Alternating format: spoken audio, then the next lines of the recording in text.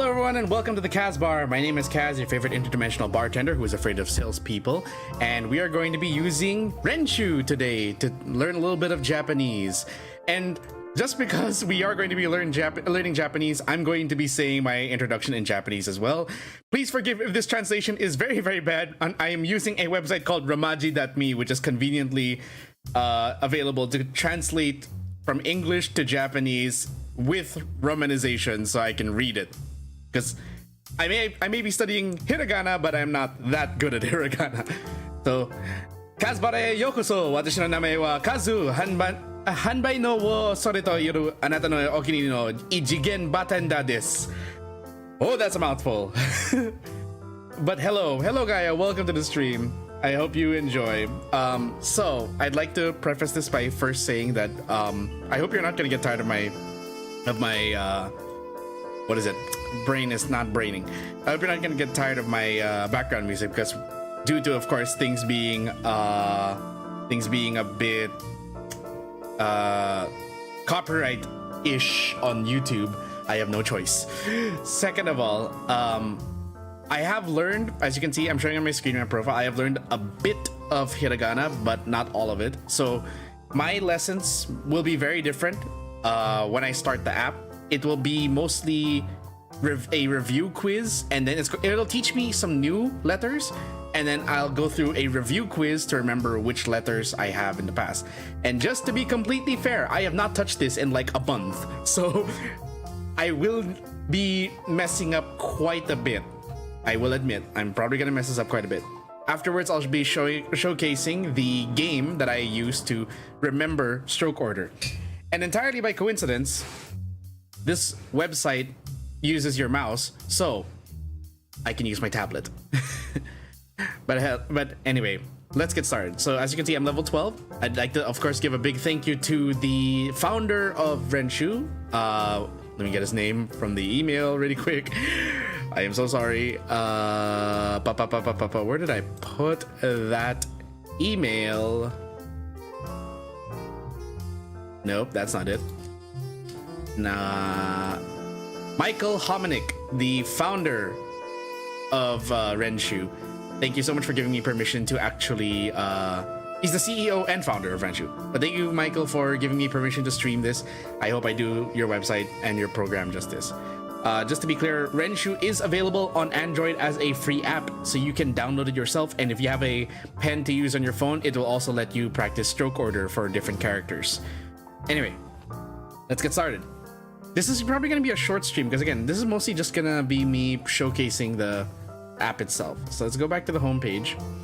As you can see here, you can set things like how often you want to be reminded to study hiragana or whatever alphabet you're learning. And this is purely for learning the alphabet. I think there is a kanji library, but I'm not sure. Actually, let me check. There are kana charts, so you can choose between hiragana and katakana. I'm going to assume the radical chart is probably going to be the kanji. No, this is, yeah, it's the main identifying point of a kanji, but we're not going to be doing that. Not yet. I'm still learning hiragana, so that's going to be what we're going to do. 45 to review and 20 to learn. Do you see how many we have? Look, I'm actually surprised I've gotten this far. 45. There are 65 characters in hiragana that I have to learn. Let's do this. First one, N. Now, I have seen this so many times. I've seen this character so many times. It is literally just a fancy H. But the cool thing about RENSHUU is that not only does it teach you what the character is, it gives you an example of where it's used in certain words, gives you a pronunciation guide. Oops, I forgot to switch to my headset. Let's try it again without deafening you. Kanban, or signboard. It teaches you also the sound of just the letter itself. How to draw the letter, which is literally just how to draw a very fancy H. And my favorite part, mnemonics. looks a lot like a lowercase n, an h, nh. So yeah, things like that is kind of what it is very helpful. This was something I didn't really see in Duolingo. Duolingo was the other app I had tried to use to learn Japanese, but aside from it, like, only showing you what the letter is and how to read that letter, it didn't really teach you how to remember it. And then it would randomly throw kanji at you out of nowhere.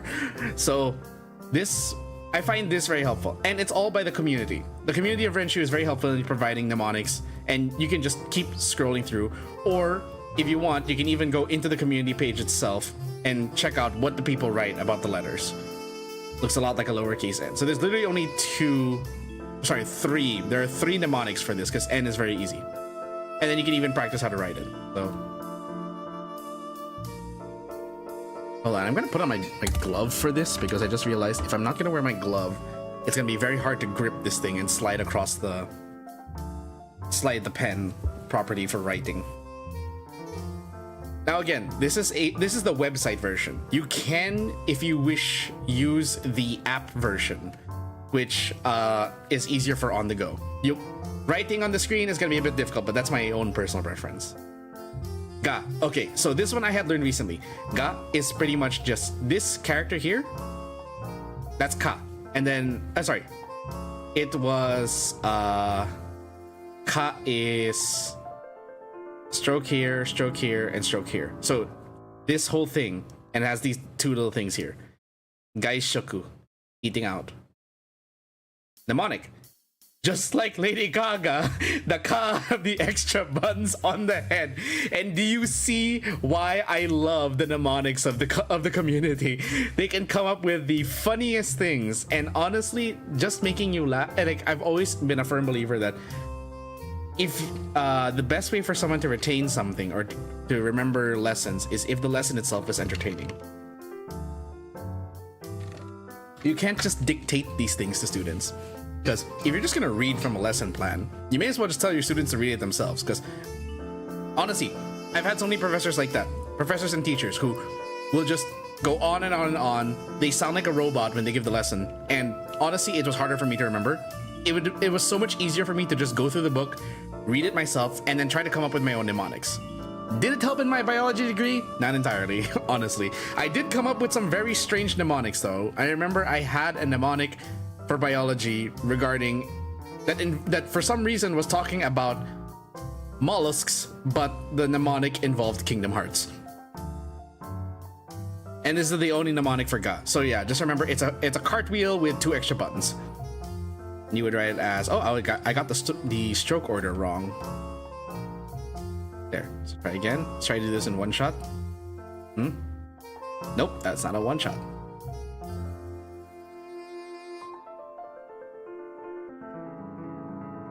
Forgive my messy handwriting.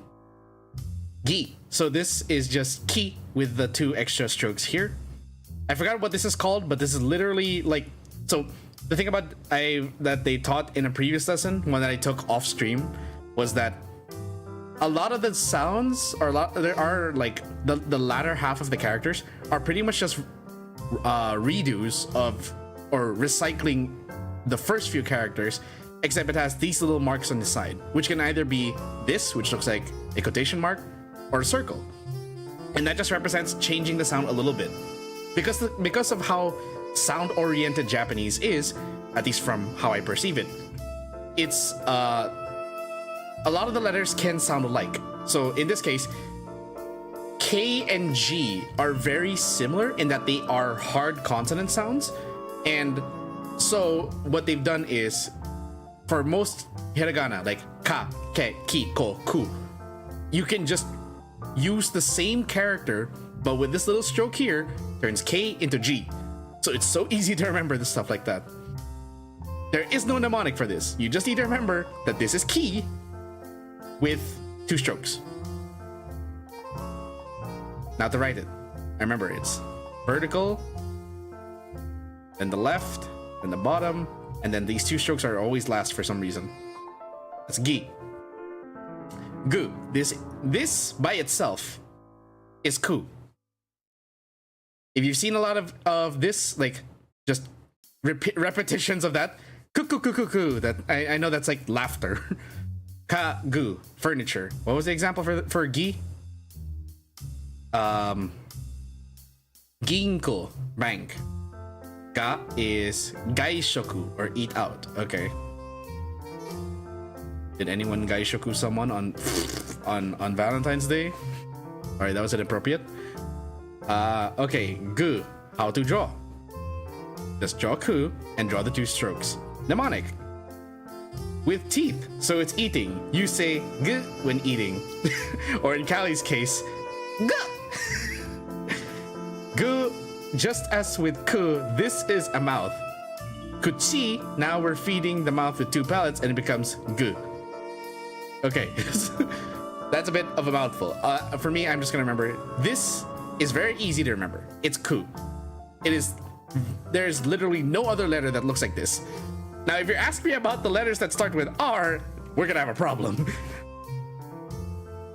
So yeah, gu when eating. I think this would probably be a good. I just see it as ku with teeth.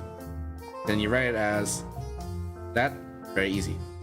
Then we move on to the last letter of the day, ge, which is, this is ke, which I remember my mnemonic for the mnemonic that they used for this was, it is a sword and sheath. Sword is ken and sheath. So ken, ke. Add these two strokes, becomes ge. Genki. It looks like someone dancing.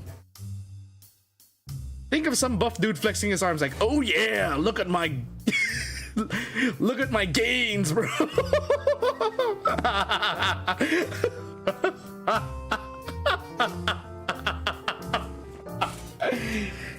Whoever, pretty lady, for coming up with this mnemonic, I salute you. My muscles are getting big. Grr, serving it up Gary's way.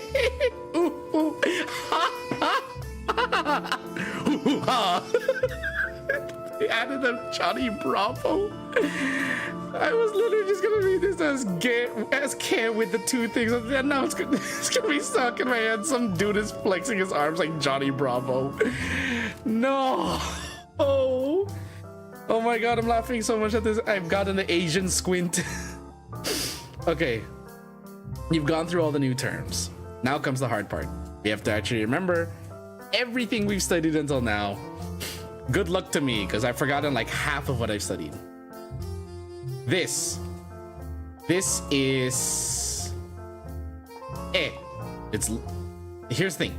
Can look very similar to so, but I remember is much more pointy, so this is definitely and we saw n earlier, so this is not n. And bits, it looks like it does look like a pencil wrote this, so that's my association with that. Cool, we were just talking about it. Cool, kuruma. If you look at under usage notes, you'll actually see that there's a lot of people that actually have their own mnemonics. What you'll see during the lesson is just the most popular ones, but you yourself, when you're reviewing, you can actually look at the usage notes and see there are a lot of different mnemonics you can use to remember a letter. Looks like a K, but without the first stroke. Cuckoo bird, mouth making a coo sound. That looks like an open mouth, coo. And ku, this is kuchi. Kuchi is mouth. Oh, what's the character for oh? This one, because it looks like a crown. Also, the one above O earlier, that was very quick, I'm so sorry. The one above O, that was so. Ah, this one, it's a fish. It's you. And the only reason I can remember, the only way I can remember this is because I am a onigiriya. This is like, so the two places you will see this symbol, I have seen the symbol. One, on the banners of hot springs in anime, they usually have this for some reason. I don't know why. That's there.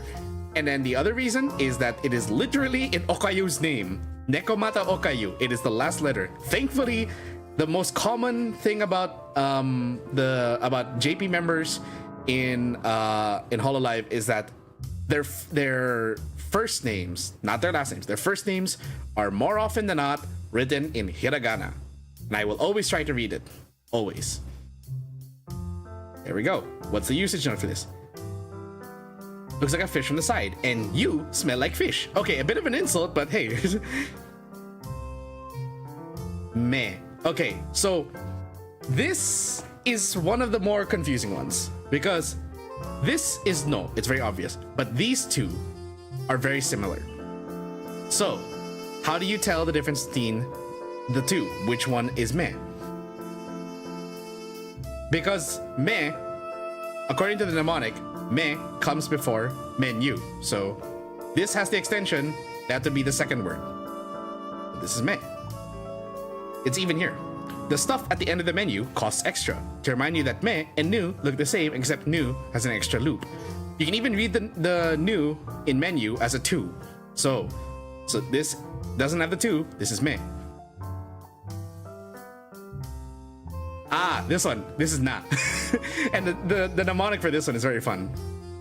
Na. The T-looking shape is knocking the top off of the I don't know what symbol is this. This is forgot what I imagine it playfully going nah as it does this. It's like, yeah, or a person swiping off the hat of another person's head. Nah, this doesn't suit you. This is like, see, this is the stuff that I will remember, and this is how I will remember these characters. The human brain is a strange thing. You have to come up with more things to remember something rather than just remembering the thing itself. It's very strange how the human brain works, that you have to that when studying things, it is easier to come up with a mnemonic to remind you of what something is rather than just reading and remembering it one for one. And that's why sequencing is also harder to do, because if you're sequencing, especially in something like biology and medicine, which is very hard to come up, which is already long enough as is, yikes. Oh, this one, we were just talking about this. This is key, because this symbol here, or the first part of it, looks like a key. Also, this is in Fubuki's name, Shirakami Fubuki. Looks like a house key. Key, a bent tree with 2 branches. The key to your house. The key to your heart. Ke, and we were just talking about this. This is ke. This is ha. I remember this. I will always remember this as ha, and I will explain it when it comes up later. I'll explain. You'll see in the mnemonics, but this is ke, because it's like as per the usage notes. Ke, a sword and its hilt. Ken. This one is a. You're not going to believe what the mnemonic for this is. When the fish got stabbed by the sword, it went ah. And that is literally the way I will remember this. It is a fish being stabbed by a sword and going ah. I love this website. I love the people who come up with this shit. New. And again, just talking about this is new. 10 correct vocab questions. Yay. And we were just reviewing this, or we just learned this. Ooh, this one. This one is he. Or wait, what? No. Te o ga. It's not ga. It's not ge. It's not o. So this is te. Tempura. Oh right, because it looks like a shrimp tempura. I got it confused with he.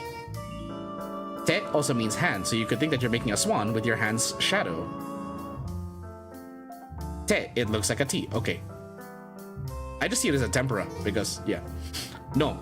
The easiest letter of the alphabet. No. Ro. Okay, this is where I get confused, okay? Because they look so fucking similar, I don't know which is ro. Shit. Which one's ro? Which one's ru? I believe this is ro. I was right. So what's the usage note for this? A road. Ro dropped its circles. Ru dropped its circle somewhere along the road.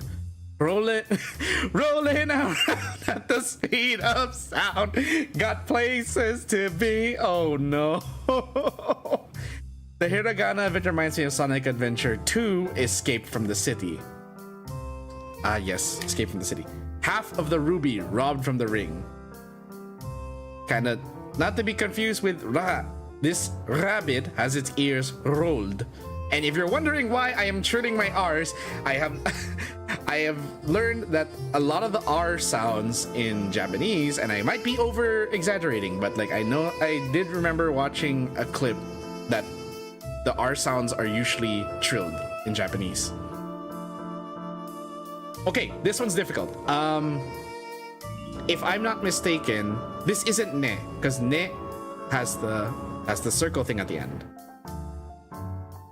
I believe this one is this re? That's wa? What the f? A boot with broken zipper. How is that wa? Wario's big fat dumpy. No. Wa has a big round belly. I'd prefer that. It is a big round belly. Okay. Next question. Ka. Okay, ka. This one. And the mnemonic for this, it's a cartwheel. Someone doing a cartwheel. Or the arm of the K is falling down. Also looks like a chair. Karate kick. I just see it as a cartwheel. Okay, so this is the thing. Like, not a lot of people will have the same mnemonics you do. And for me... Oh, okay, I'll just add usage note because it doesn't seem to be here. Type mnemonic. It looks like someone doing a cartwheel. There. I'll add that. And that's how I remember it. So the karate kick actually also is kind of appropriate, but I just see it more as a cartwheel. Oh, this one's ooh. Just Latin you tilting to the left with a line on top. Looks like a guy pointing at someone. You look like a fish. Half face. I just see it as the sideways U with this thing, but that will be a little confusing later on. You'll see why. There's another letter that looks just like it. Ra. Okay, this one we heard earlier. Ra. And they said it's a rabbit ear. Ru. Ru. This is Ru. And I can recognize the others. This is Sa. This is N. This is Su. And the mnemonic for that is even more hilarious. But this is Ru. Because again, has that little 2 there. Ruby, close circle. It says, if you turn bit side, it says no rules. That works, I guess. Me, I just see it as it has the component of ro, but because it has this little circle here, it's ru. Okay, this is ne. It's so confusing, right? Because you have the other one without this is wa, but here it's ne. It's a cat. So these are the feet of the cat. Okay, this one is okay. This definitely isn't chi. I know chi is definitely different from this, so this has to be wo. But I don't know what the mnemonic is for this. Stick man sitting on a worm. Okay, it's a wodio. I can't believe I just thought of that. Let's see if we can find rodeo here. Nope, there's no Dio here. So it looks like a cowboy at a Dio. I'm gonna add that. Su. Okay. I do not mean to offend anyone with this, but this is my favorite letter because of the mnemonic for it. This is Su. Now, why is that?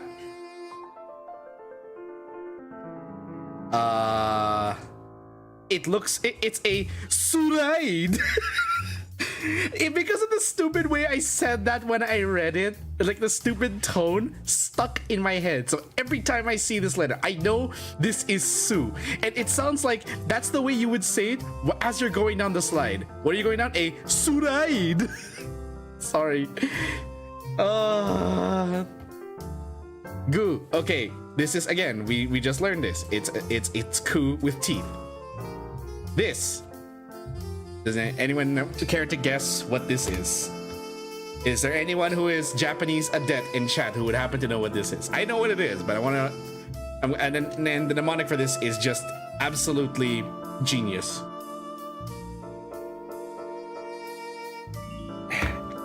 No one? Okay. This is to. And the mnemonic for this: your tooth touching your tongue.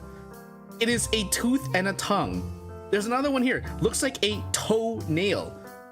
These are genius. And this is why I love these things. It, like, honestly, sometimes learning from a group of people can sometimes be more effective than learning from just one teacher. Sometimes. I'm not saying that this should be a replacement for actually going to a Japanese class, especially if they require that credential for job applications, but you know. Okay, this is ga. You know this one. It's ka with it's Lady Gaga. Ta. Okay, this I love. So this is na. This is ta. So why is this ta? The word is tamago, and the picture they used is a cracked egg. It looks like someone cracking an egg. So ta, they are cracking a tamago. That is and even here it says it. Oh no, this one is taco. Hold on, I'm trying to look for the one that I saw. That the man cracks the egg in the pan. There we go. That's the mnemonic. It's someone cracking an egg. Excuse me. Ni. Okay, this one I forgot what the mnemonic is, and honestly, I don't have a mnemonic for this personally. I just remember that this is ni. I remember it was something along the lines of it's an older brother and his two siblings. Ni-san is what I remember reading. Ni means two, so there's two little brothers next to their older brother, or possibly nimotsu, or luggage. So yeah, two little brothers, one older brother, Ni-san, ni. This is gi. We just covered that. This is so. And the mnemonic is weird. So is soji. For me, my mnemonic is, it looks like someone sweeping. And the Japanese word for for cleaning is soji. This is so for soap. So some of these, like, you can add your own mnemonic. You can come up with your own mnemonic. Sometimes sharing it to the community is actually fine. Think of, what was this again? Shit, we just covered that. What was that? This is te, and the letter Z doing the fusion dance to make so. Or think of also lol adike. Zoro. Zoro, that's actually a good one. Shit. That's actually a good mnemonic. Zoro. It's a sword. Drawing Zoro's symbol. Fucking kind of reminds me of someone twiddling the thumbs and saying, so actually, yeah, if you kind of squint hard enough, you will see it does look like two thumbs, a very pointy thumb. So yeah, it's very similar. All of this is similar, but the way I read it as the example word is soji, and this just looks like someone sweeping. Or that's the path of someone sweeping. Ri. Okay, so we have this one is more of elimination because I've forgotten what ri is. This is su. This is ge. This is ga. So this is obviously ri. There is, and so the unique thing about Ri, I think this is how I remember it. The unique thing about Ri is this is the only character that looks like this, and the only character that has a one-stroke version, as far as I'm aware. I don't know if there's any other hiragana characters that have a one-stroke version, but this is it. It looks like a river. You could probably say it's the two rivers of Mesopotamia. It looks like a rib cage. Like, what's this one again? This one is E, but rounder. Oh, that works. Yeah. Ge. Okay, again, it's ke with the two quotation marks. Re. Fuck. Wait, no, we just covered this. This is wa. This is ne. This is re. Damn it. This is so. No! Re is the one that has the tail. Shit. Okay.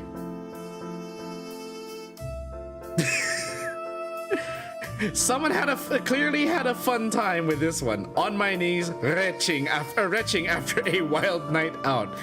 Some say good times. Okay, this is E. And the mnemonic for this one is, it's two eels swimming around each other. Yeah. Okay, so this is where it gets confusing. E and this letter look very similar, right? It's just the matter of the orientation. So I see the other one as E. This one is ko. And if you can just visualize for a second why this makes sense, it's because two koi fish swimming in a pond viewed from above. I see it as the yin and yang. And honestly, it's more believable for me to see the yin and yang in koi than it is in two eels, because eels are very long. So I would see this as koi fish. This is ha. And why is it ha? It is a general calling his spear ha. A person on the right is there was something about a spear. No, okay, so since no one added it, I'm going to add a usage note. Looks like a hero summoning his weapon. Ha. For nerds like me, who would be able to remember that much easier. Chi, okay. So this is a, this is sa, this is... shit. This is ro. I remember, it's half of a ring. Ro. This is chi. And the mnemonic is, it looks like the number 5. What's 5 in Spanish? Cinque. And it's literally right here. Looks like the number 5. Cinque is the Italian. Oh, sorry, not Spanish. Italian. Cinque. Okay. But, and then it gets confusing because guess what? There's another character that looks like a 5 somewhere. She. Okay. It's this one. What's the usage note? It's a fishing hook. It is the most brain dead, obvious thing. And it sounds so funny to me that we can come up with stuff like this and it helps me remember everything. Also, for some reason, I just think of Patrick and SpongeBob because of the fishing hook thing. That helps with the image. Okay, this, I believe is, and I've seen this especially when trying to write my name, when I put it into a furigana translator, this is ya. And why is it, what is my mnemonic for ya? If you've ever heard of the meme, ya yeet, it looks like that. It's a guy throwing something. This is the movement line for his arm. That's him curling his arm. That's the person. Ya yeet. Okay, this one I have totally forgotten what this is. It's not ri. It's not new. Is this yo? It's not so. Okay, because we already did so. So this is definitely yo. But I forgot what the mnemonic for this is. A snake saying hi. Or here, to make it easier. The top looks like a Y and the bottom has an O shape. You can see the word yo in it. Yo. This is sa. And what's the mnemonic for this one? It looks like a cool guy with glasses going, sa, dude. I love it. I love this thing. Re. Okay, so this is retching on your knees. Remember that. This one is wa. It's Wario and his fat belly.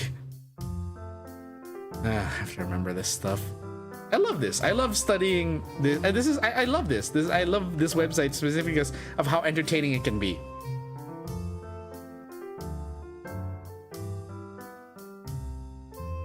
Okay, because it's been a while, I believe we can learn more. Let's study the next set. We have a lot of time. Oh my god, it's already 10:40. I was honestly expecting this to only be an hour-long stream, but if we can learn more and, you know, and just get to it, great. Go. This is literally ko with the two things. So, what is the mnemonic for this? How do people... Snake being discouraged. Huh? Huh? Fucking cat meme. Huh? I'm just gonna read it as, okay, this is literally just ko with the two things. I really forget what this is called. There was a term that they had for that. Za. Okay, so it's not, so sometimes the letters are just, you have to find or really stretch what are the letters that sound similar in English, and then you have to, then that's how you'll know what this is going to be. So this is za. Apparently zabuton is like what, a kneeling pillow? What's a mnemonic? Sa plus diacritic. Huh? Don't know what a diacritic is. So we do this, and then this, and then this, and we do this, and the two strokes. G. So she, here's where it gets different. She goes to G. SH sounds would go into J. That's kind of how you're gonna have to remember that. So G. Flip J, flip she, and it looks like a backwards J. So just pretend yeah, it kind of looks like a backwards J. So J, I. Makes sense. G. It's literally just a hook and two strokes. Zu. It's my favorite letter. Suraid. With two in the top. Okay. Z. Okay. This one we didn't see come up in the review, but this is originally se. Se. And how do I remember it is it looks like a parent setting down their child on their lap. How do you write this again? Okay, so we go left to right for the stroke, upper right, lower left, two things. Okay. Here, Z. Next question. This is Su. And the mnemonic for this one is, it looks like a tsunami wave. You can think of it as a boomerang if you want to, but me, I personally think it's more of a tsunami wave. It looks like a wave. Za. It's sa with two things. Go. Okay, got that. This one's he. This is the one I got confused with earlier. Okay, so he. This looks like how you would draw fire. And what's the Japanese word for fire? He. Right there. Okay, this. This. It's fu. Why do I think of it as fu? It literally looks like the symbol from Avatar for the airbenders. And what is the Japanese word for air? Or for an airbender? Fujin. That's it. Or some people say Mount Fuji. A gust of wind from the Dragonborn. Husroda. That could also work if you're into Skyrim.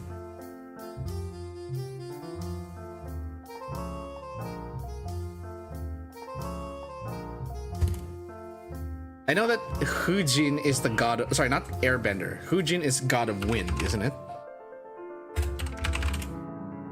Yeah, Hujin is wind god. Is the god of wind. Who else controls wind? Airbenders. It looks like the Air Nations, the Air Nation symbol. There we go. I like adding, I'm gonna add these things because who knows? There might be people like me on the internet who think just like me and will find these community notes useful. At least the ones I put. I don't know. Next question. Hey. I hate myself for this. Okay, I know this is hair because it's heavy. But there's a reason why I'm going forever. It's an old joke. It's a really old joke of how I'm gonna remember this is hair. So this is heavy, right? For snake. I'm going to look for this joke image.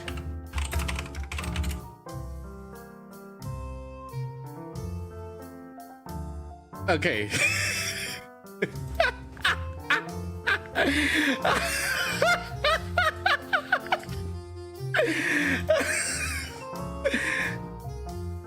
Okay, I'm going to show this on stream.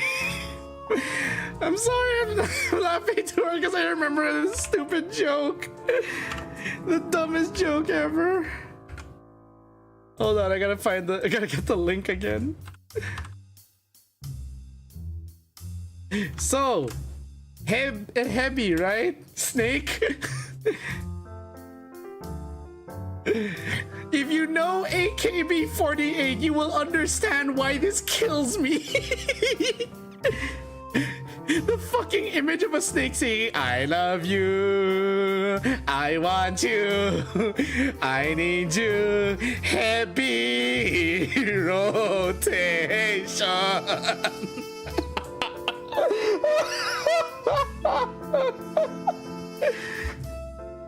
Hi, Ruby. Sorry, don't worry about me. I'm laughing hysterically, but I'm having fun. I love this joke. I hate that my friend introduced this to me back in college when I was watching AKB 0048. But yeah, just imagine this spinning and think of AKB. Heavy rotation.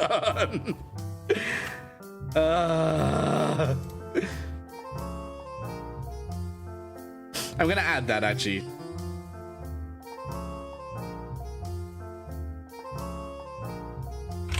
AKB fans will think of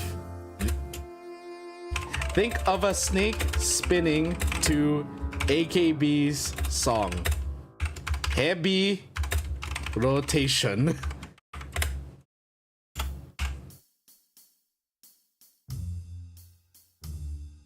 There. I don't know if that's gonna help, but I'm gonna add it anyway.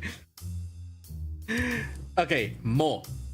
This one I'm a bit confused. Okay, so this is ma, and the mnemonic word for that will show up later. This is he. Must not laugh. This is zo, so this has to be mo. But I forgot what the mnemonic for this is. It's Momo the lizard. It doesn't look like a lizard actually, or it's a sheep with more strokes. Looks like a mop? Not really. I'd say Momo the lizard actually makes sense. This is G. Let's learn that. Me. Okay. So this is ze. This is fu. This is... I forget. It looks like ha, but it's something else. So this is me, which looks like someone pointing to themselves. It looks like, yeah, like you're pointing at yourself. That's me. A fish with a big head, round body, and tail fin would taste great as sashimi. Big head, round body, and tail. I don't know. I'm just gonna say it's someone pointing. Hello, Waffle. Welcome to the stream. Yes, I do remember you. Ma. Okay, it's this one. Now, I'm gonna end up thinking of the appropriate thing is that this appears as. I think, wait, no, Marin? Does Marin use this or is it katakana? Because I know Marin is a Western name. So, Hosho Marin. What is her hiragana for this? Or what is her name? She uses katakana. Okay, so the thing is though, so you have to remember that some names in Hololive are based on Western. More specifically, you have the members of Gen 3. Because they are based in, I think they're called Holo Force because they're oh no, Holo Force is ID3. Sorry, Holo Fantasy I think is what they're called. They're all like fantasy characters. You have a necromancer whose name we might not be able to say because of the current events. You have Hosho Marin, Shiranui Furea, and Shirogane Noel. Literally the one that stands out is Usada Pekora. And I don't even know if Pekora is a Western is drawn from any Western words. So hold on, let me look it up. Usada Pekora.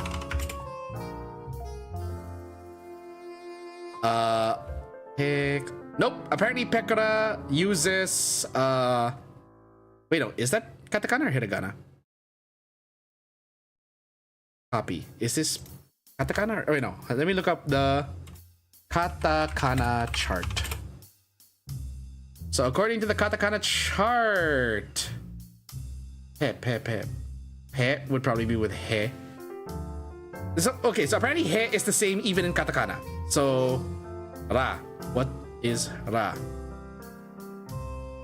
Ra is different, so it's not katakana. I think pekara is the only character from Hollow Fantasy that uses that actually uses hiragana. Yeah. So sorry, huge tangent. But why did I think of Hosho Marine when I see this? It's a ship's mast. Who has a ship? Sencho. Hosho Marine. Even though ma would not be the right letter to use, this ma, hiragana, would not be how you would write her name. Se. Okay, we talked about this. Se. It is, according to the usage notes, setting a baby on a lap. I find that easier to remember than the others. Two people on a seesaw, I don't see it. Worm and snake holding a stick, stretch. Bento set, I don't see it. So, oh, this one. This is moo, because it's a cow. It looks like a cow. Mrrr. That's what it looks like. I love it. Zoo. Okay, we were just talking about it. It's Su with the quotation marks. Okay, so it's not ha, it's not yo, it's not ma, so it's ho. Pretend the first stroke isn't there and flip the rest to the side and it says ho. Actually, yeah. H, O. And then this is just an underline. So it looks like ho. Yeah. It's the character is in the word. 100%. Yay. We're done with that. Okay. Now let's actually try doing one more. So look at that. We have, I think we're almost done. I think we're almost done with hiragana. I think I can actually finish hiragana tonight. Hello, I wanted to spend a couple minutes to go over small kana with you. What do you think? Sure. Youn are a combination of regular kana with a half-sized version of kana. There are 3 of these smaller kana you'll encounter, okay? There are too many to list here, so let's focus on the ki versions. Ki ya, ki yu, ki yo, read as kya, kyu, and kyo. Okay, so yeah, this is where you would remember the y kana. You can see these as a combination of the 2 characters. The I sound is always dropped and is replaced with the second character. So kya is a combination of ki and ya. You can also read it as you are reading these 2 letters really, really fast. Kia, ki, ya, kia. Or if you're watching a certain type of media, kia. Likewise, Q is a combination of ki and yu. Ki, yu. Read it really fast. Q. Moe, moe, Q. Okay. Last is kyo. Kyo is a combination of ki and yo. Kiyo, kyo, kyo. Just read it really, really fast, and you will. And that's the easiest way for me to remember this stuff. So if you see a Y character like ya, you, and yo right next to another kana, then most likely you're gonna be reading it really, really fast. Except there are some cases. Shi and chi are special, however. Their combination rules are a bit different. Okay, forget what I said. Shi ya, shi you, shi yo. With these, the Y sound is dropped and the original vowel is replaced with the vowel from the second character. So what they're saying is if it's ki, then yes, because it's the only character from this selection they've mentioned that in English or in Romanized letters is comprised of 2 letters to make the sound, K-I. But because shi and chi are 3 letters, the difference here is you drop the Y.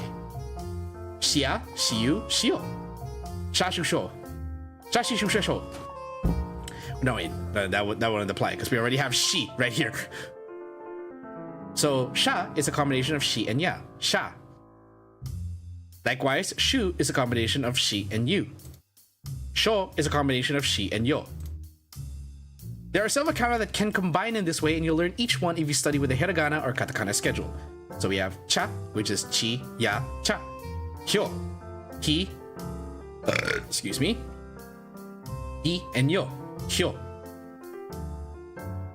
Wait a minute. Isn't there a hyoton?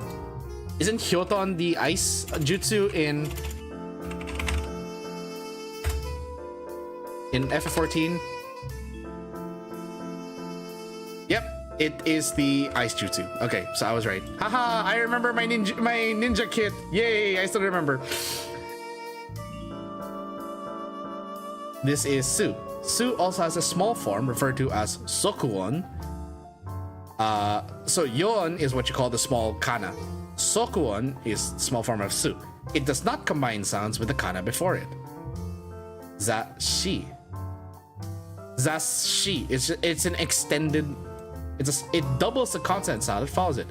With zashi, the S sound from shi gets stressed. So zashi would be how you would read that. Zashi. You pronounce this for the same amount of time you would any other character, so think of it as, so instead of it, you're skipping a character, you are extending a character. Zashi. Zashi. That people have to listen. Zashi. This is why sometimes su is, or no, this isn't, yeah, tsu or su is sometimes read as just, no, wait, no, this is a different su.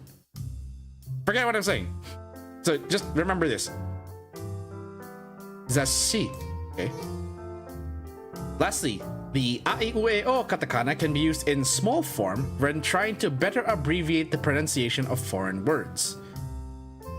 For example, ferry. So that is. I wish I could read this because. Ferry. I don't know katakana enough for this.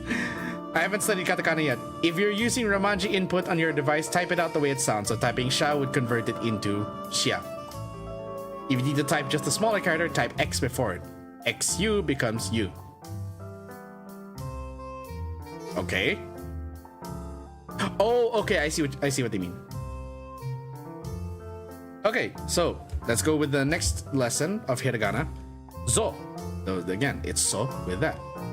Da, ta turns into da, T and D interchangeable. Di. Eh? So this is chi, but turned into G. Sorry, chi turned into D. Chi becomes D. De, te becomes D. Do, to becomes do. T becomes D again. It's very strange, but I hope I can remember that. This is da. It's tamago. Do. Okay. This is te, so de. D or G. This one is chinke. Zo. This one, it's so with the thing. Zo. Hey, we're almost done. We're almost done with hiragana. 5 to learn. Let's go. Ba. That's ha turned into ba. B. He. So H becomes B in general, apparently. Fu. So okay. So this is written in English as fu, right? But it has the little thing here. So why is it following the same rules as the H characters? It's because in Japanese, the F is pronounced like an H. So, if for example, like Final Fantasy, there are some cases where it is pronounced as an H rather. So like, fu, but they pronounce it as hu. Or like Wi-Fi. And I remember this, there's a YouTube channel called Dave Meets World or something like that, where he had the word Wi-Fi as an example, and their Japanese representative, Erina, would say Wi-Fi. And everyone complained. Everyone in that video complains like, why? That's not an F, that's an H. That's an F. No, you're saying H. It's F. And Dave made like the most ridiculous angry face. Actually, I can link that. Let me look it up on YouTube. Dave Meets World. Dave Meets World. I think is what it was called. If I'm not mistaken. Sorry, World of Dave. Not Dave Meets World. It's World of Dave. Japanese, Chinese, Korean, English pronunciation difference. I believe that the version we're looking for is this one. I'm gonna link this in chat. This is the one this is the channel that I watched before. It is interesting to see like the differences between pronunciation of words depending on what region of Asia you're from, or rather, like it's not just pronunciation; it's also like the actual word itself. Surprisingly, Korean and Japanese are very similar in that they will, if it's a Western word, they will usually just pronounce it in their language. That is a low-flying plane you can hear in the background.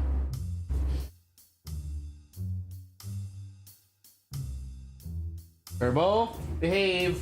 Behave, you're gonna hurt yourself. Sorry about that. So, yeah. Tangent, but that's how I remember who as a fu pronounced as who. Be again. H-E he becomes be. Ho. Bo. What's the mnemonic again? It's cute, no need to apologize. Hello, Subsea, welcome. Cobra sitting with open. I forgot what was the mnemonic I had for ho. Oh right, because it reads as ho with an underline, so that's ho. But then you add this, it becomes bo. Anyway, welcome Subsea. So this is me showcasing the app/website RENSHUU. It's free. You can use it for free, sign up for free. There is no payment needed whatsoever, and you can actually learn hiragana and katakana, and I think you can also learn kanji. I'm not sure, but I think there is a kanji lesson module for this. So we just remember this is he, so this becomes be. Bu is who, but with the quotation marks. This is bo, because it's ho with this. What's up, ho? This is ha, it becomes ba. And be is he. We're done. I've actually finished learning hiragana. I just need to review it like every day. Here's the thing. So you see the settings here? You can set it so that you can actually pick a time that you will be reminded. But it's better if you do it through the app, because that way you can set it on your phone. Your phone will then ring, or it'll give you a notification every single day on what you need to review, or if it's time to review. And then from there, you can then learn everything else. I can already read all kana, but it seems... Oh, you're not taking him? Oh, hold on, guys. Gotta BRB.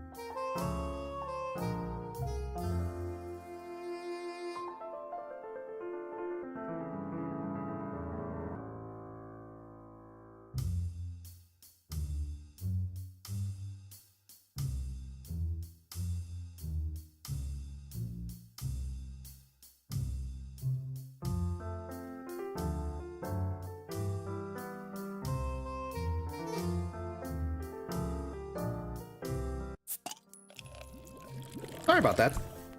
again, Dad's home, so he comes to say goodnight to Turbo, and I just want to make sure that I don't want to expose too much of my family to this. Also, they wouldn't really understand the whole streaming thing. Anyway, so there's always more kanji. It seems like a neat resource. Yeah, it is a neat resource because, like, I am not formally trained, okay? I've never attended a Japanese class other than that one time in high school. And even then, it was like one setting, and I couldn't, and it was so long ago. Studying hiragana, studying characters has always been a weird thing for me. I could never really fully remember. I would just see, that's a whole bunch of letters. And I remember a few from when I studied on Duolingo, okay? But the thing is, retention, as I mentioned at the start of the stream, retention is very difficult if you're just going to memorize things one for one. The human brain is weird. You need to come up with associations to remember things better. Because having an anchor, like, it's like a rope. If you know where the rope starts, then you can pull and you'll get to the anchor eventually, right? So that's the thing. And that's why I love this website, because it gives so many mnemonics that helps you remember. There are some characters that, oh, you grasp it right away, great. But if you're like me that needs association, then this is the perfect app for that, perfect website for it. And again, it's completely free. I'm surprised this, all of these resources, it's free. And it's community driven too. Turbo, please stop. Okay, I get it, you're excited, Dad's home, but you need to calm down. You need to calm down. You need to relax. You need to relax. You're gonna open your wound again if you keep panicking like this. Sorry. He's an excitable little puppy. Always happy when Dad's home, but he gets way too excited and just starts whining because he knows Dad's in the other room. Anyway, so yeah, again, this is free. You can go to the website renshuu.org or just download the app RENSHUU. You'll find it on the Google Play Store or the Apple Store. I think it's on Apple. I'm not sure. I don't own Apple, so I wouldn't know what your store is like. I'm forever gonna be an Android person unless work gives me an Apple phone specifically for it. Anyway, so there. Daily new term limit reached. 0 to learn. We're done. We are done with hiragana. I just need to review it and make sure that I keep reviewing it. Now then, I'm not gonna start katakana yet because that's a whole different can of worms, and I'd rather not confuse myself with too much. So instead, what we're gonna do is this: we're going to play one of the games. Quick Draw. Welcome to the world of Quick Draw. Help Kawa-chan rid the world of monsters as you practice your writing. To begin, select a realm below. Katakana Kawa, Salmon Island, which I'm going to assume is for kanji, and Hiragana Hills. And as you can see, there's ta, na, sa, ka, and a on the hills. Okay, quests for this realm. Defeat 100 monsters, write 200 characters without making mistakes. Excuse me. Finish 50 levels in this realm, complete 25 levels in this realm. Okay, so here, we're gonna play this one first. And the cool thing about it is you can also set how you want the characters to appear. Since I haven't completely memorized the stroke order, we're gonna keep it on normal. And we're going to just keep everything in the middle, okay? Stroke direction, play audio. Let's begin. E. E.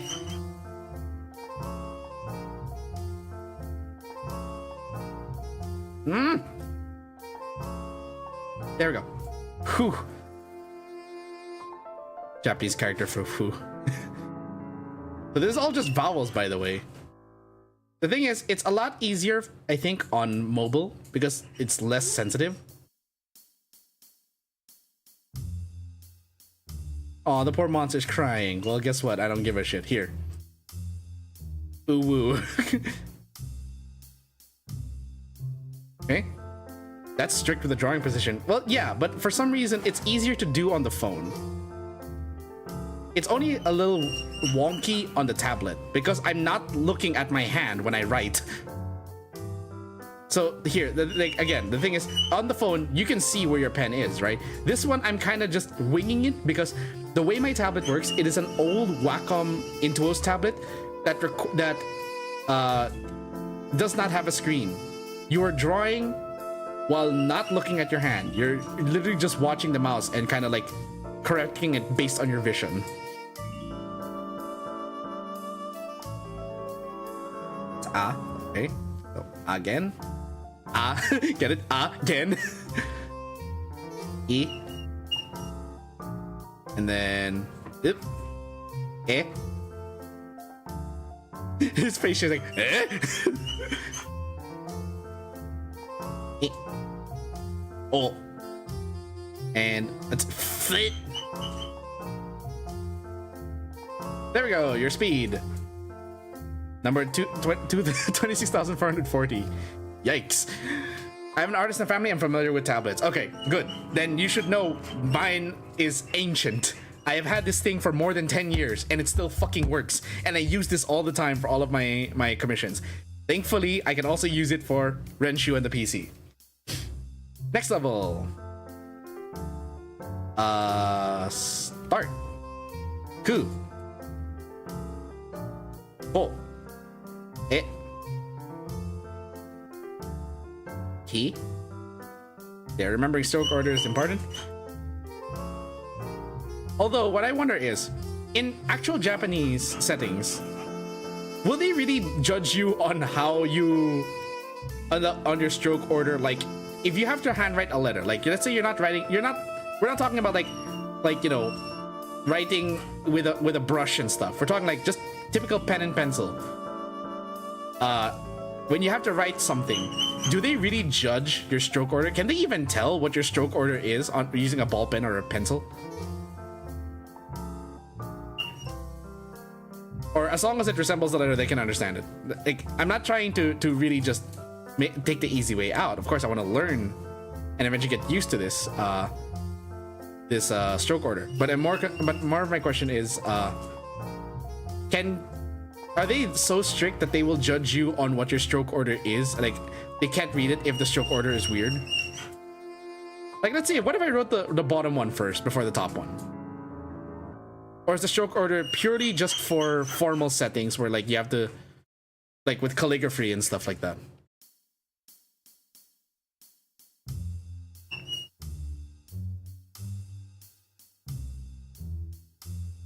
Okay, there we go.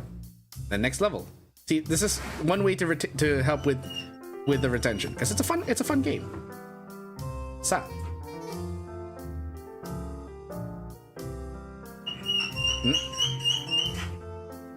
Yeah. She. I swear, if I got she wrong. So.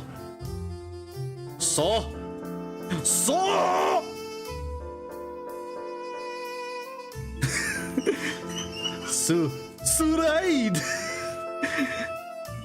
She.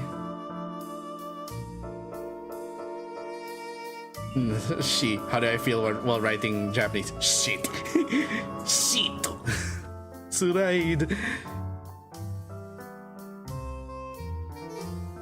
Okay, there. At least I'm kind of getting it now. It's I swear, the most difficult thing is really just writing all of this without looking at my hand. And I'm pretty sure my handwriting, even in Japanese, is going to be atrocious. I don't have the nicest handwriting. Even in English. I'll get the chat in a minute. I'm just going to finish this stage. Because I'm just showcasing this. We're not going to go through every letter. Not today.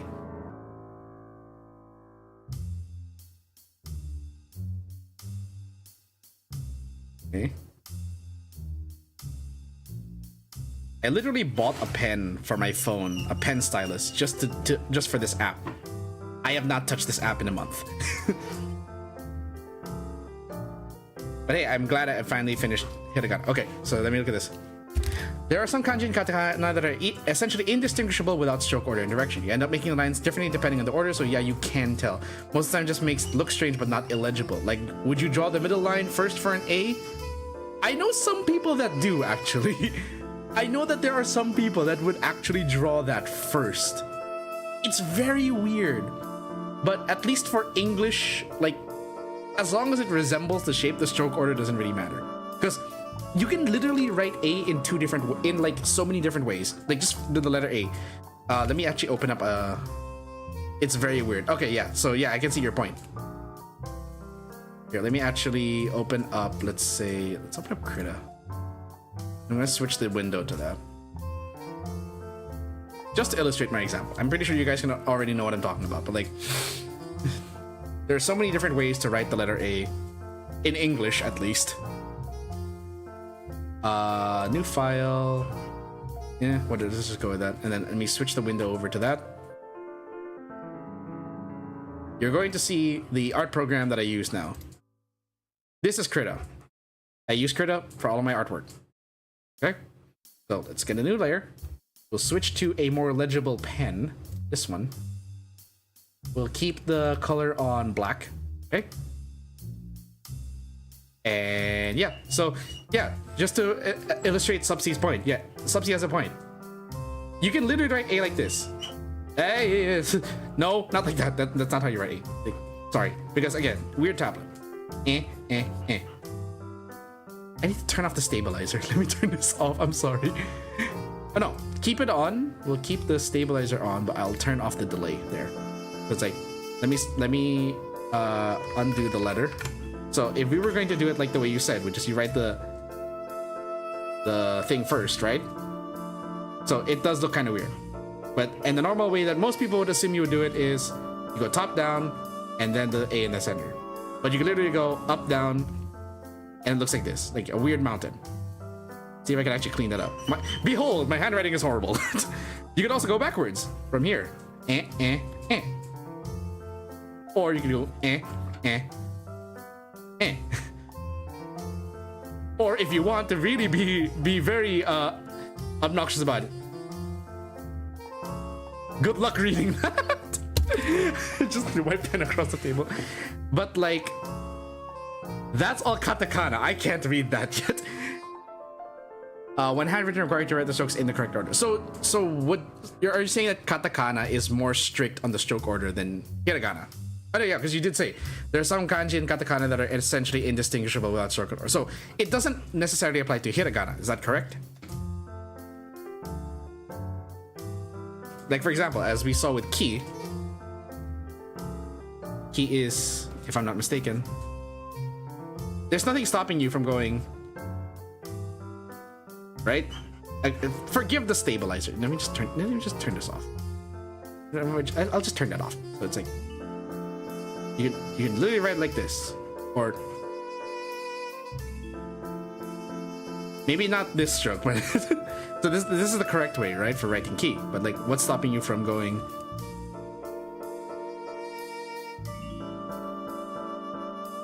If you saw this on a wall, if this is all you saw on a wall, you would think someone's crazy. There shouldn't be confusion, no. Okay, so thank you for clarifying that, Subsi. I appreciate it. Like, I love that. I love that there's actually, I'm getting feedback on why stroke order is important. But at least with hiragana, I don't have to worry as much. That said, I've already been trained by the app to just write it as this. So this is ki. I already know that. And I know that it's supposed to be like, they separate it into 4 squares for a reason. So like with that box, right? It's like, the way I understand it is you start with whatever is the leftmost stroke first. And then you go top down. Then you do the bottom. And then you do the right, and then you do the bottom. And no, sorry, you do bottom and then right. So you go left to right. You go left, up, down, right. At least that's how I'm reading stroke orders, like, so far. That's how the app kind of displayed it. So, I don't know. Also, wouldn't this... here's my next question. Would... as you can... I don't know if you can tell, but I am left-handed. So it makes me wonder, wouldn't the weight of the strokes look different from someone left-handed compared to someone who's right-handed? I'm legit asking these questions, not to question you, but more of like I legit want to know from the perspective of I'm going to assume you've interacted with people who have who write regularly in Japanese. I just want to know, like, whether it's hiragana, katakana, or kanji, do the strokes look, or rather do the strokes or do the words look different depending on whether it was written by someone who's left-handed or right-handed? Thanks. Some might say actually being left-handed would be an advantage, because considering that a lot of from what I know, a lot of the writing is done right to left. You wouldn't end up the same problem that I had growing up, which is you get like pencil marks on your left hand. Don't have experience with that. Sorry, it's fine. These are just questions, like. But thank you. I appreciate the tips. I appreciate the insights. But yeah, I hope you. Let me go back to the RENSHUU page, right? Really quick. We'll go back to RENSHUU. So yeah, this is the app I have been using for the past 2 or 3 months to learn Japanese, or at least the Japanese writing system.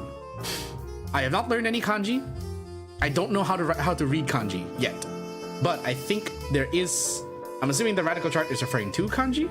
Oh no, there's a kanji. It literally it says right here, kanji index. There's a kanji index. Okay, so yeah, I'm not sure if it will actually teach kanji, because I know that for mastery, it's gonna teach you first the writing systems of hiragana and katakana, and I'm gonna have to review hiragana. I don't want to start katakana yet, not until I can flawlessly go through hiragana without any problems. Also still learning Japanese, just a little further along. Hey, good on you, good on us for learning a language. Japanese has always been, like, honestly, Japanese has for a long time been one of the languages I wanted to learn, and me learning a little bit or recognizing some of the characters was useful when my family and I went to Japan last year. I acted as our family's translator, and also I recognized certain signs. I couldn't read the kanji, obviously, but a lot of the signs had been written in katakana, which is what you get introduced to in... sorry, no, wait, that's katakana? I think it's katakana that Duolingo teaches you first. But yeah, here's the thing. It's apps like these that really make me realize that, yeah, Duolingo isn't the best app to use to learn stuff. Like, I've seen so many videos of people who live in Japan, people who speak Japanese fluently or have learned the language. They all criticize Duolingo and say it's a bad app. I don't remember having that negative of an experience. But then I used RENSHUU and I'm like, oh, I see what they mean now. They just throw in, because Duolingo just throws the stuff at you. It doesn't necessarily teach you like how to remember it. It doesn't teach you how to write it. It just shows that, hey, this is the character for ka. That's it. And now that you know the character for ka, here's a random kanji. That's pretty much what Duolingo does. And I only realize now, looking back, it's like, oh, that's why people are criticizing it so much, because it's not exactly the most, it's not the most intuitive teaching experience. I'll go with that. But that's the thing, like, so that's something I've learned, and I'm also kind of like pushing. There needs to be better ways to teach people, okay? I've never been allowed to say this, of course, as a student, because you can't really say shit to your teachers, otherwise, you know, they'll think you're being disrespectful, especially in an Asian country where anyone who's older than you automatically is supposed to be perceived as never wrong in the eyes of a minor, right? Or you're not allowed to criticize adults, right?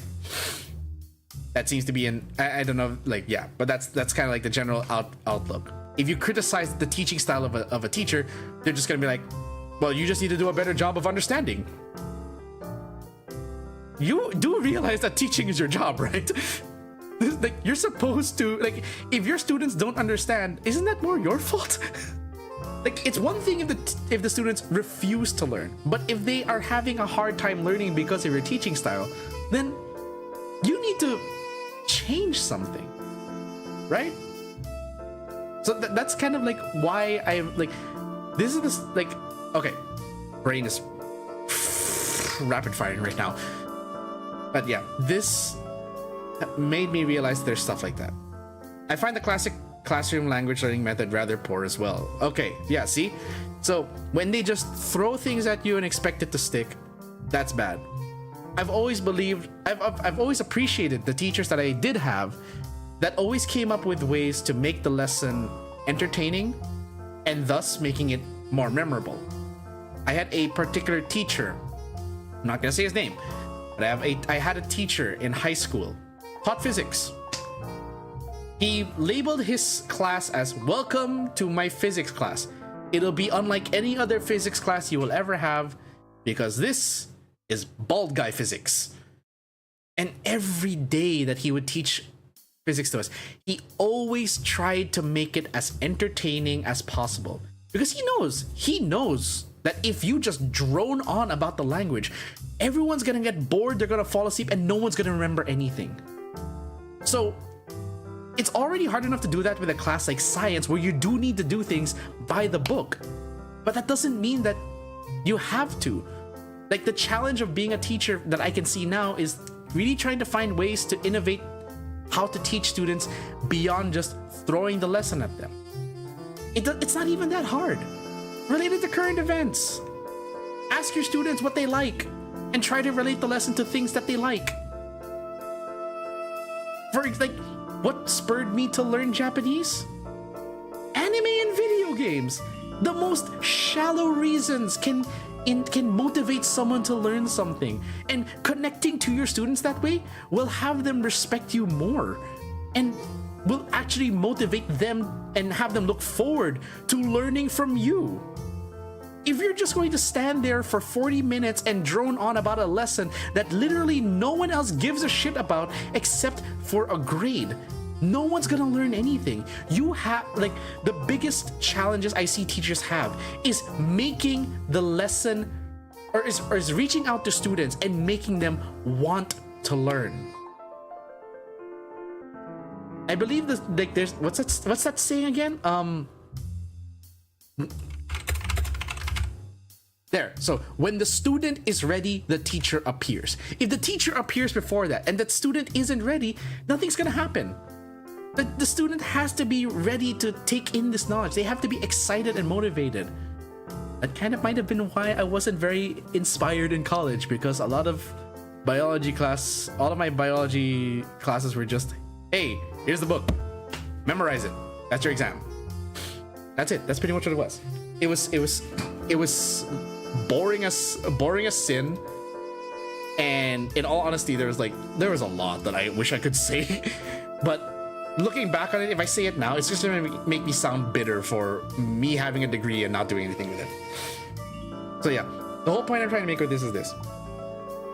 I hope that this showcases how to teach people properly.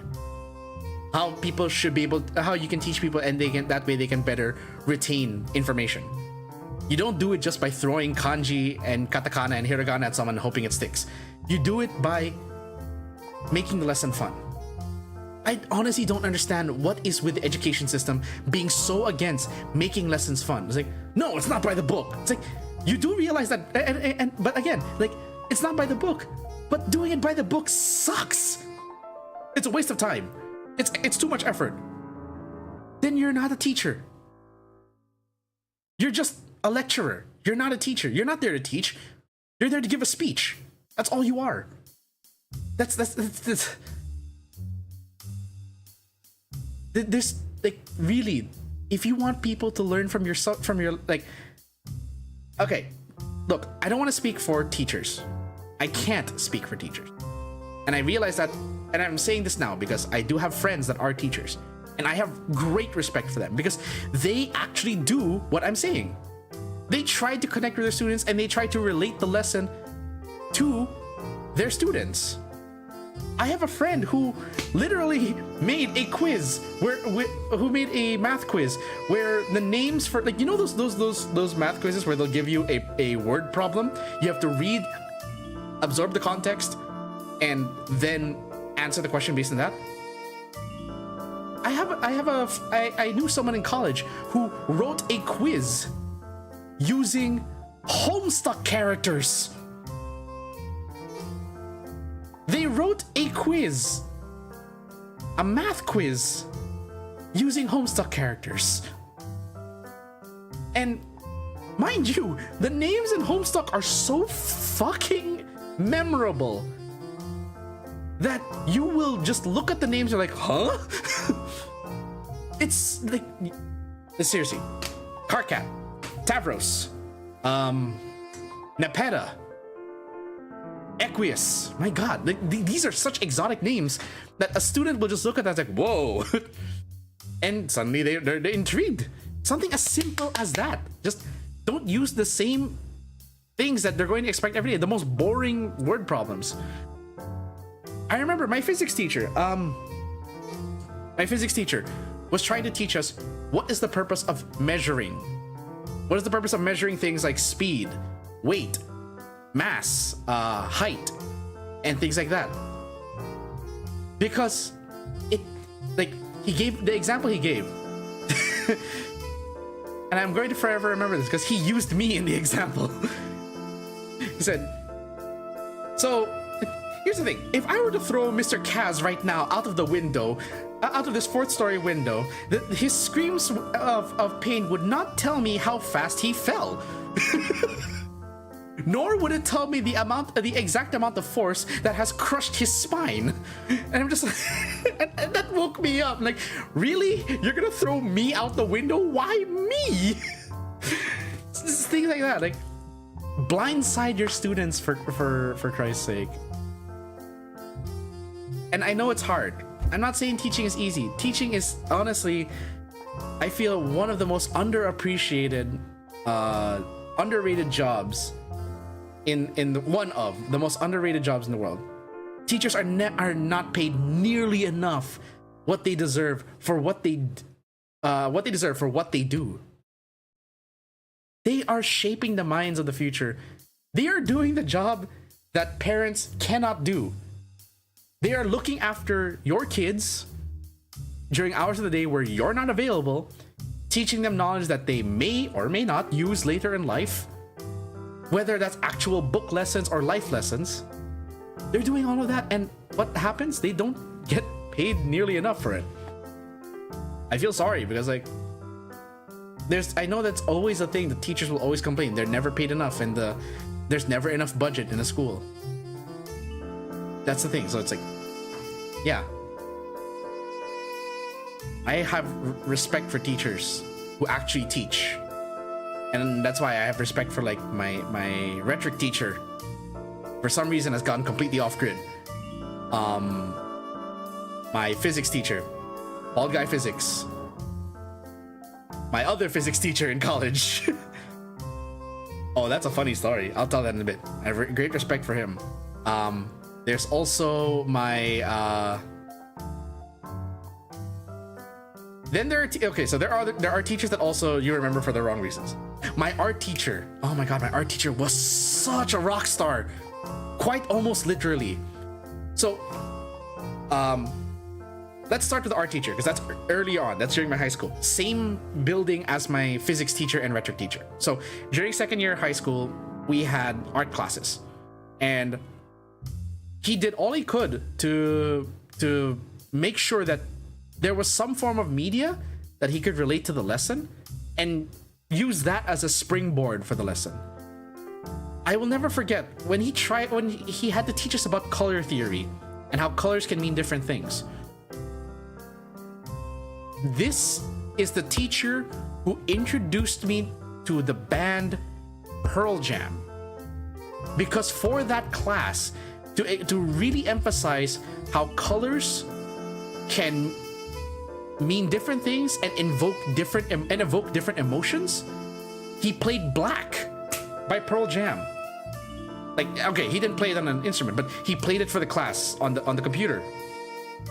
He found a video that had, like, those old 2000s YouTube videos, slideshows with a random image someone pulled off of, like, Google Images, and they just spread the lyrics on the screen timed. That's literally how we started that one class. He showed that, he said, pay attention to the lyrics. And I love that song to this day. It is one of my favorite songs ever.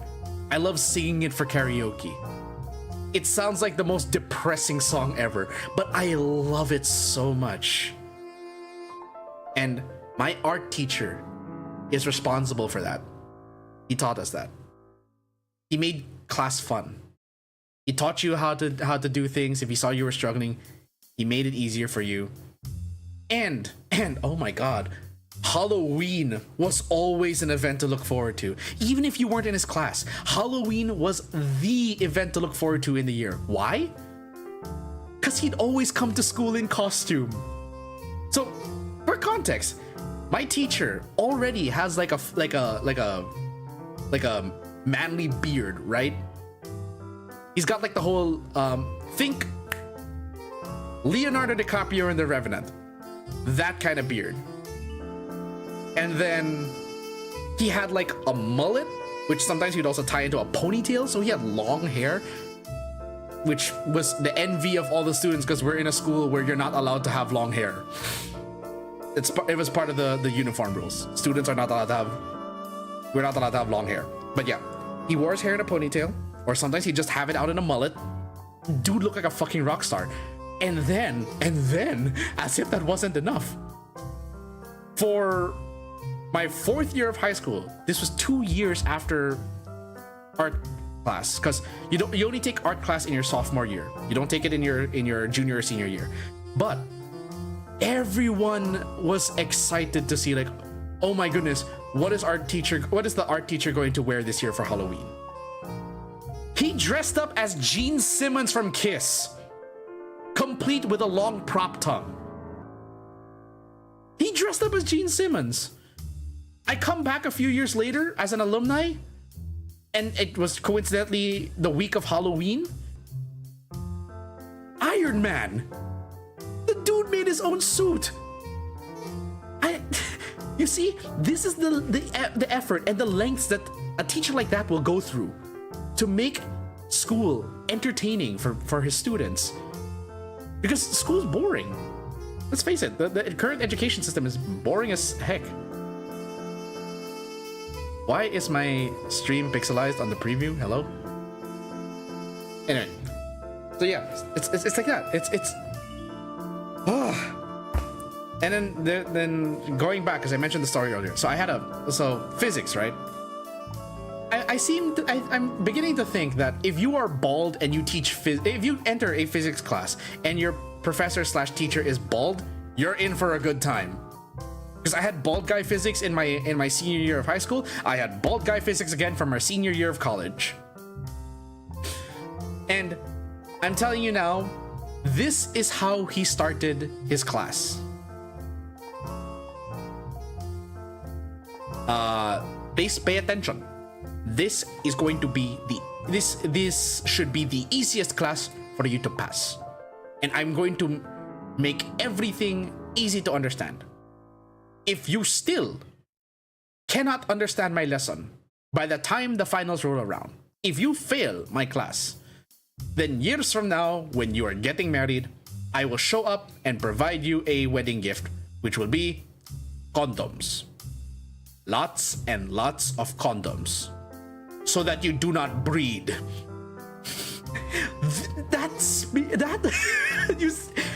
You open up a class like that.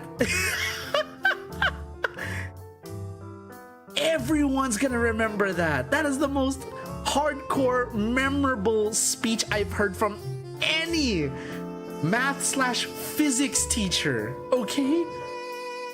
That is based exactly. So again, I don't know if this is gonna apply to everyone, but I'm going to assume that because of those two happening in succession, I'm going to assume that if you have a physics class and your teacher or professor is bald, you are in for a good time. That is gonna be the easiest class ever. I swear. That was such a long tangent for me to just reinforce the point that this is now my new favorite app or website to learn Japanese. And I'm sorry for the huge tangent, but I hope that was entertaining. If I can get one this is one of my problems. If I get one topic going, one tangent going, it's gonna keep going and going and going and going. We're gonna need a map to get back to where we were, to the actual point of the stream. Even when I'm streaming games, if I go on a tangent, I'm just gonna run around in circles while telling the story. Watch my Honkai Star Rail streams. This happens quite often. Anyway, so I've done my job. I've showcased this website for you. And if you haven't learned hiragana or katakana yet, or even if you are, I hope this becomes a useful resource. I hope that people who watch this stream will give it a try. I know that pretty much like 30 minutes to an hour of this is just me rambling about the education system, but for the first hour, I hope you guys will enjoy why I love this site, what makes learning entertaining on the site, how I remember the strange ways I can remember hiragana. I hope you guys will remember that. Heavy rotation will forever be my favorite.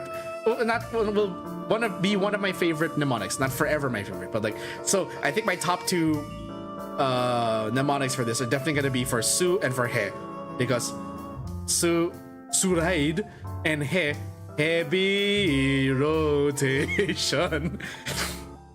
Yeah, so that's how I'm gonna end the stream. That's everything, guys. That's we've reached the end. Please give RENSHUU a try, guys. It is such an amazing resource. I feel that it honestly taught me in a span of a week what I could not learn from Duolingo in a month. I honestly could not remember everything on Duolingo. It's like, yeah, I've already explained why. Anyway, so before we end, there is one more thing I'm going to show here. Let me just change the image. That is going to be our stream for tomorrow, which I've already scheduled. Let's take a look here. So this is our this is the stream for tomorrow. I'm going to be in a collaboration with yeah, I don't know if you guys can actually see this on the screen. But yeah, that is Shiro on the left, Niue, myself, and my buddy Jet. We're going to be playing GTFO tomorrow night at 9 p.m. GMT plus 8. That's my time. And yeah, we're gonna have fun fighting the mushroom monster thingies. We're going back to our origins. But yeah, thank you guys so much for coming. I hope you all enjoy. I hope please subscribe to the channel if you enjoyed, and I hope you check out more of my streams in the future, or just check out my past streams. It's like, I'm mostly a gaming stream, but hey, this was a fun one. Maybe I might do more RENSHUU streams in the future. It'll at least help me remember to actually study Japanese. And if you guys do enjoy it, please leave your comments on if you thought this stream was entertaining or not, and if it can be improved. I appreciate as much feedback as possible, guys. Please, feedback is very much important to content creators. So whether you like a video or you say something in the comments, we are paying attention, and it'll help me decide the direction.